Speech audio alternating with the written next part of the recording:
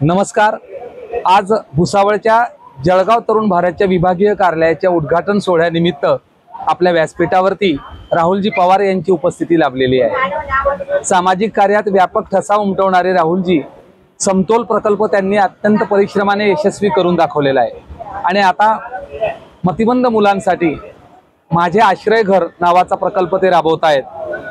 त्यामुळे त्यांच्या त्या कार्याला मी या ठिकाणी मनपूर्वक शुभेच्छा देतो आणि आज जळगाव तरुण भारतच्या वाटचाली संदर्भात आपण जाणून घेऊया त्यांची भूमिका की आज आपला जळगाव तरुण भारत भुसावळ विभागामध्ये 5 तालुक्यांमध्ये अधिक लोकांपर्यंत पोहोचण्यासाठी प्रयत्नशील झालेला आहे। तर त्या संदर्भात काय आपलं सहकार्य मिळू शकतं आणि वाटचाल कशी वाटते तुम्हाला आपल्या तरुण भारतची, काय अजून असावं त्यात? नमस्कार सर्वांना।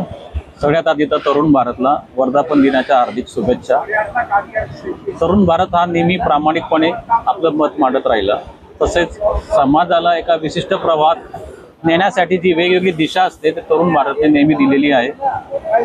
तरुण भारत म्हणजे जेव्हा सुरू झाला त्यातल्या ज्या कंटेंट्स आहे, ॲड फ्री आहे, तो स्वतः मी त्याचं सबस्क्रिप्शन घेतलेलं आहे सर। तर खरं सांगतो, घरात आमचे सगळे फॅमिली एकदम व्यवस्थित वाचते आणि एक आवड निर्माण झाली। माझा हा व्यवसाय भुसावळला असतो, तर मी जळगाववरून तो पेपर माझ्या आईवडिलांकरता खास भुसावळला घेऊन येतो, कारण आईवडिलांची पण इच्छा असते की तो पेपरसुद्धा तुम्ही इथे आणावा। आणि भविष्यात जे तुम्ही प्रत्येक तालुक्यात जे आपण आपलं तरुण भारत पुढे नेतोय त्याकरता परत एकदा तरुण भारतला माझ्या मनापासून शुभेच्छा। तरुण भारत नेहमी राष्ट्रहितासाठी काम करत राहिला आहे आणि तो खरंच तरुण भारत हा तरुण वर्गासाठी पण फार उपयोग आहे त्याचा।